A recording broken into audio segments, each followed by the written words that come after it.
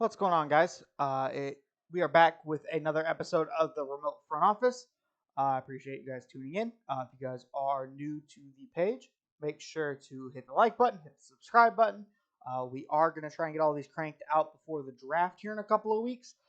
So expect a ton of videos. I will also end up doing my lottery picks as far as what I think will happen, minus trades, of course, because trades are going to throw a wrench in everything. Might even do a video of who I think is most likely to trade up, different stuff like that as we start to wrap up most of the seasons for pretty much every team besides the last two, obviously, as it is a Denver-Miami final. But yeah, let's go ahead and get into it. So today we are doing the off season of the Indiana Pacers. I think we went. There was a lot of highs and lows with this team this year. We went from them competing for a possible playoff spot, not even a play-in spot, when Tyrese Halliburton was healthy, to Tyrese got hurt. They kind of fell off a little bit and ended up just kind of walking through the rest of the season trying to keep their lottery pick. As always, let's go ahead and start with who they have coming off of the books and as far as what I think they should do as far as resigning. First person is going to be Torrey Craig. He is an unrestricted free agent. I would like to see them bring him back just sort of as a veteran presence. I know he's probably not going to be an A-list contributor, but I think just as a fringe guy, I think he can be there as a good vet for a lot of these wings that they have brought in. Next guy I have is George Hill. He is unrestricted. George Hill, I personally think they should let walk. He's 38 years old at this point. Doesn't really contribute much. Maybe if you're bringing him back as a minimum guy, as that vet at the end of the bench who's not expected to play, would really be the only case I would be bringing him back for. Other than that, I think it's pretty much safe to say George Hill's career is probably over. O'Shea Brissett is also an unrestricted free agent. If you can get him on a minimum, keep him. He's a young guy. They don't have a abundance of rotation guys, I guess, as of right now. So personally, keep him. He's probably gonna be a fringe guy, probably get a lot of playing time. But just another young guy on the roster who can shine if somebody has like an injury or something next season. The last guy they have is James Johnson, unrestricted free agent. I think it is if you're looking for a veteran locker room presence guy. Personally, I would take him over George Hill. Just my personal preference, but I think that's more of what his role is now as he starts to get closer to 40. I just think personally that he is probably more of an end of the bench, not going to play guy. But that's all of their free agents. As of right now, according to SpotRack, they are projected for about 27.3 million in cap space.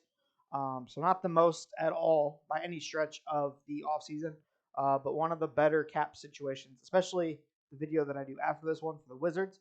They are in a much better cap spot than Washington is, and I think also player-wise, they're in a much better spot. Team needs veterans. I've said this for pretty much every young team we've covered so far.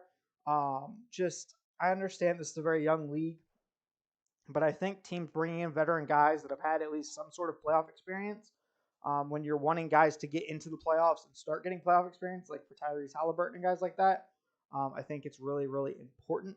Floor raisers, kind of the same thing. Obviously, as being one of the worst teams in the league, that typically means that your depth and overall talent isn't up there with like a Boston or whatever, right?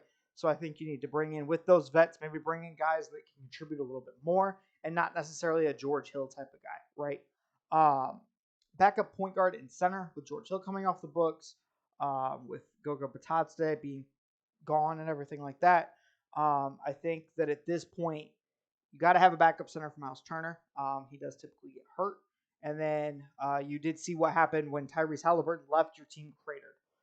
So I think as long as you get some sort of floor general that can at least lighten the load for if he misses a couple of games here and there, right?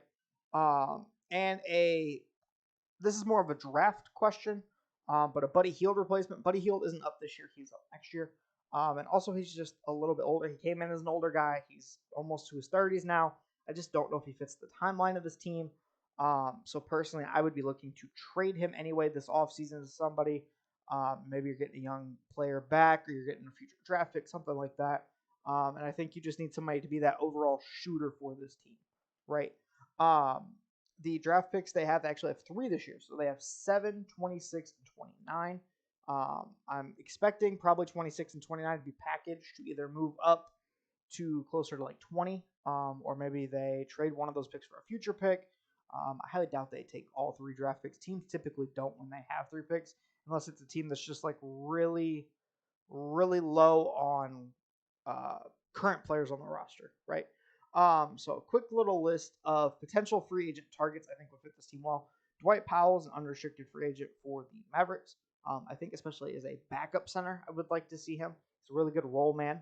He has a really good defensive IQ.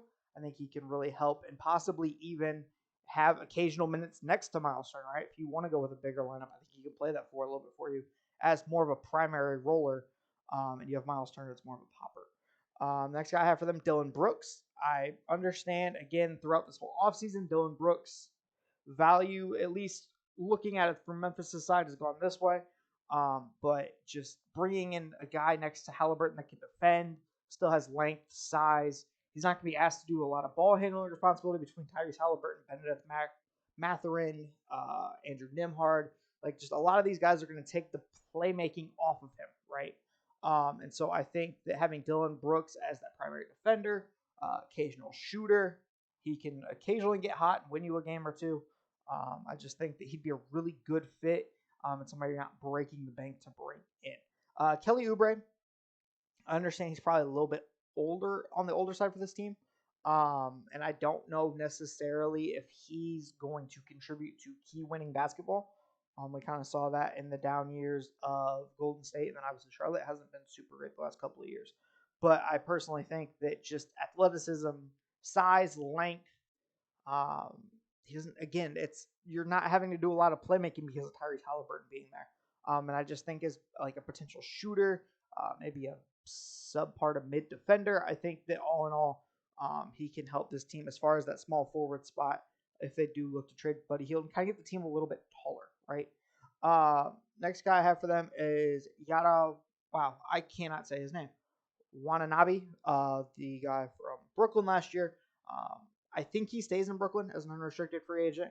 I just think he's a guy that you wouldn't necessarily have to pay 10 to 12 million to as a floor raiser, right? When I talked about that earlier with this team of just bringing in guys off the bench that could possibly contribute right away or a little bit more veteran experience. He's a little bit older.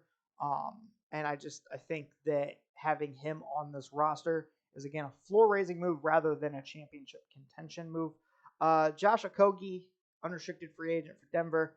I don't know or not Denver, Phoenix. I don't know what Phoenix does currently as far as their cap situation goes. And bringing him back, I would doubt it. But he is more of a defender only, not really going to shoot the ball for you. I would expect him probably to be an 8th man or something like that for this team. But again, just a floor raiser. I'm trying to get these guys floor raisers that can contribute at something on the court consistently, right? You're not relying on guys to have up and down parts of their year. And just all in all, I think personally it just ends up going a lot better when you have floor raisers on your team, right? Okay. Almost done with the names here, as I promised. Another guy I have is Shake Milton. As again, backup guard. I understand you have TJ McConnell, you have Andrew Nimhard, but it's just trying to get vets in there, right? Somebody for Tyrese to learn from, somebody from Andrew Nimhard to learn from. I don't know the status of TJ McConnell staying on this team. I wouldn't be surprised if he got traded to a contender. I wouldn't be surprised if he stayed to be a mentor. I just think as far as a shorter term deal or possibly a cheaper deal, I think Shake Milton is going to end up being your guy for that, right? Another floor raiser, I doubt they can afford him. But Mason Plumlee, as far as a backup center, he did show with the Clippers that he is still a serviceable center in this league, right? He's still a good backup. He's not necessarily going to be a starter. Maybe he could be a starter in spots if Miles Turner goes out. But I think as a primary backup, again, he could be a mentor to the younger guys on this team. And the last one I have is Andre Drummond. He has a player option. I don't know what Chicago's going to do. They're probably going to be the hardest offseason for me to do as a fan. But I just think I'm assuming Andre Drummond hits the open market. And I'm assuming, especially now that he's kind of solidified himself as a backup center, I think he would fit really well in Indiana, right?